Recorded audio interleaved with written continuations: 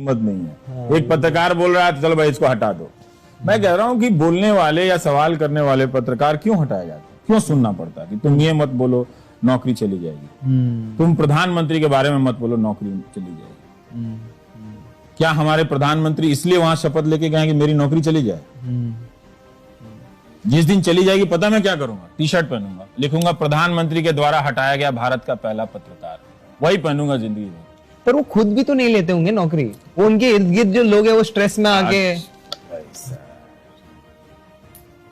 जो पावर का सिस्टम बनता है ना और जो कल्चर बनता है ना, उसकी रिस्पॉन्सिबिलिटी एक जगह जाकर फिक्स होती है। वो प्रधानमंत्री ठीक है ना, नहीं प्रधान सेवक है वो। हाँ नहीं, वो तो प्रथम सेवक तो नेहरू जी ने कहा था, उनका कोट नहीं है ये। हाँ, यहाँ पे कुछ नेहरू का लिखा हुआ है कि लोग मुझे भारत का प्रधानमंत्री कहते हैं, लेकिन यह अधिक उचित होता यदि वे मुझे भारत का प्रथम सेवक समझते।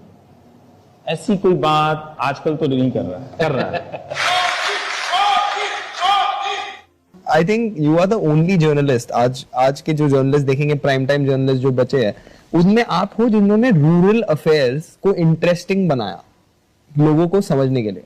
हाँ, मुझे चाहता है क्योंकि मुझे आप में भरोसा है कि अगर मैं आपको ठीक से किसानों की समस्या को बता दूं, आधार के फ्रॉड को बता दूं, तो आप समझ जाएंगे। आप अभी तक दो कारणों से नहीं समझ रहे हैं कि एक आपने परसेप्शन बना लिया है और दूसरा मैं आप तक नहीं पहुंच पा रहा। लेकिन मुझे फिर भी आप में तब भी भरोसा है कि आप मुझसे नफरत करते हैं। अगर मैं आपकी बात करूंगा तो आप सुनेंगे। जब मैं नौकरी सीरीज कर रहा था और बैंक सीरीज कर रहा था तो मैंने कहा भाई देखिए ऐसा है कि मेरे पास रिसोर्स नहीं है, और ये मैं अपने दर्शक को टीवी पे बोलता हूं कि मेरे पास रिसोर्स नहीं है करने का, मेरे पास कोई सेक्रेटेरिएट नहीं है कि आप 3000 मैसेज भेज देंगे तो मैं पढ़ लूंगा। लेकिन मैंने सबके मैसेजेस पढ़े तो लोगों ने, बहुत सारे लोगों ने लिखा कि आप हमें माफ कर दीजिए, हम आपसे नफरत करते थे। एक बैंकर ने लिखा कि मुझे इतनी शर्मिंदगी हुई कि अपनी खराब व्यवस्था हालत के बारे में मुझे उस व्यक्ति के जरिए सुनना पड़ा जिससे मैं सबसे ज्यादा नफरत करता था, जिस एनडीटीवी को मैं अपने घर में चलने नहीं देता था, और जिस रवीश कुमार का नाम कहीं आता तो मैं डिलीट कर देता था। मैं बड़ा रोया हूं कि उसके प्रोग्राम में मैं अपनी जिंदगी की व्यथा देख रहा था। तो मैं शर्मिंदा हूं और आपसे माफी चाहता हूं।